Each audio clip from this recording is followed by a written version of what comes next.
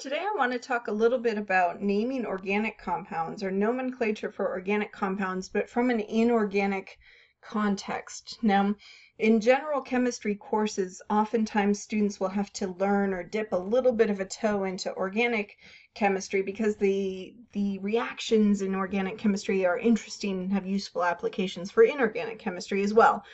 So as we're kind of learning about nomenclature in general and how we name different chemical compounds depending on their classification, organic naming is an important component to that. So the goal of this video is to really give you an introduction to organic naming, but really from the context of a general chemistry perspective, and general chemistry is inorganic chemistry. So let's talk a little bit about organic. Organic chemistry is the study of carbon-containing compounds. So the name of the game for organic is it's all about carbon and everything else in the periodic table is secondary.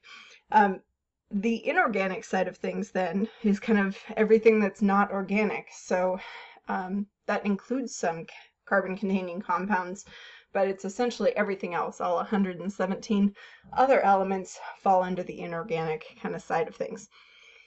Now, there's a couple exceptions to compounds that are classified as organic or not.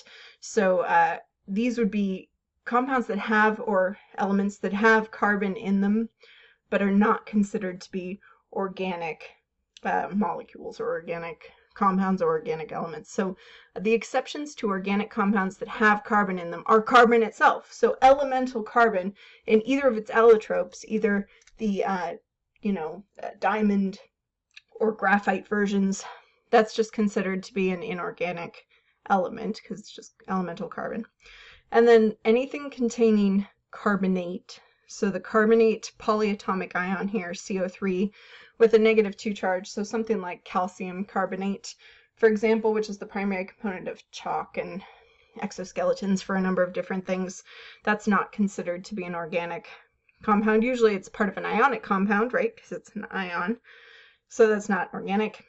Carbon monoxide is not considered to be an organic molecule, nor is carbon dioxide. So those are some notable exceptions to the rule, but everything else that's carbon containing is classified as an organic molecule. And when we name those based on IUPAC, that International Union for Pure and Applied Chemistry, there are some various rules for that. So we're going to talk about naming alkanes today, and alkanes are simple hydrocarbons, the simplest of the hydrocarbons. And if we look at the name hydrocarbon, we can see the two main components that are in there. They're hydrogen and carbon, and that's it. So the simplest of organic molecules just have hydrogen and carbon. And we can get information about how many carbons there are based on the prefix for the name. The ending of the name tells you something about the bonding pattern, and we'll get into this in more detail when we talk about Lewis dot structures, when we talk about covalent bonds, all of that good stuff. We'll get into bonding pattern, but for right now, if you see the ending ane, that indicates that it's an alkane, hence the name. And that means that there are all single bonds in the molecule, meaning that the carbon is saturated, or the carbon has as many hydrogens around it as it possibly can have. So for our purposes, we're only going to talk about alkanes today. All right, so let's talk about some of the prefixes. The reason that we bring this up is some of the prefixes here are different than what we see in inorganic naming. The prefix meth, for example, indicates that there is one carbon present. And if we were comparing this to inorganic, that would be mono, right? And if we go to, that's eth. And again, if we're thinking about inorganic, that would be di. If we're thinking about organic naming, the prefix prop is 3. And if we were thinking inorganic, that would be tri. So I guess I could put these in parentheses here. Di, tri. 4 for organic is bute. And again, that would be tetra for inorganic. Sorry, inorganic. Organic.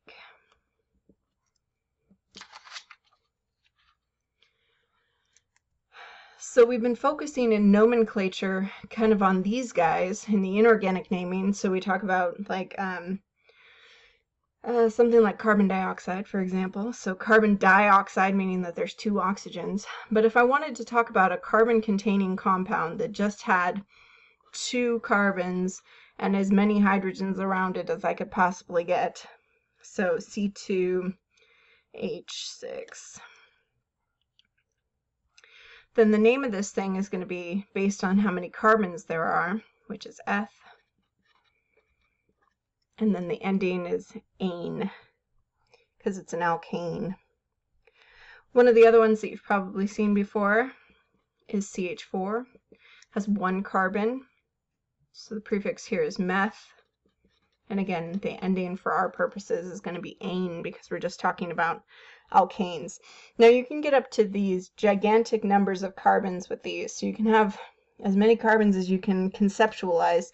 That's why organic kind of has its own field, because you can create so many different variety of compounds with the number of carbons. So these are just the first 4 prefixes, but you could go up to 5, which starts to get more familiar with the inorganic. So that would be penta, hexa for 6, hepta for 7, octa for 8, nona for 9, deca for 10. So that goes up the same from there. All right.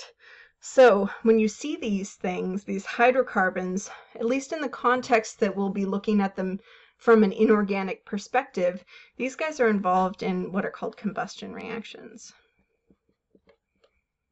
So combustion reactions are the reaction of a hydrocarbon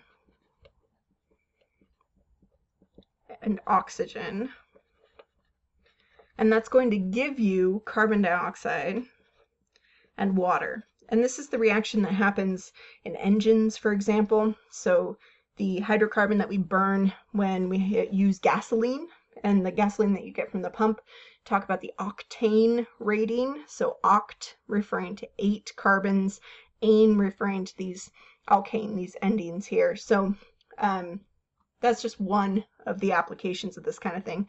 But that's why we as inorganic students or inorganic scientists or inorganic chemists care about this, is these combustion reactions are really important ways that we can get some energy out. And we'll be studying them in more detail when we talk about thermodynamics and energy, but you'll run into combustion kind of throughout. And combustion reactions are a simple way to burn alkanes. So it's important to kind of recognize that there's a different naming system for the organic molecules compared to the inorganic, and to be able to recognize these prefixes which give you information about the numbers of carbons. So that's just kind of a quick little introduction to organic naming, and you'll be surprised, I think, when you start looking at labels and you can start seeing some of these prefixes more often. You'll understand what they mean moving forward, which is kind of fun.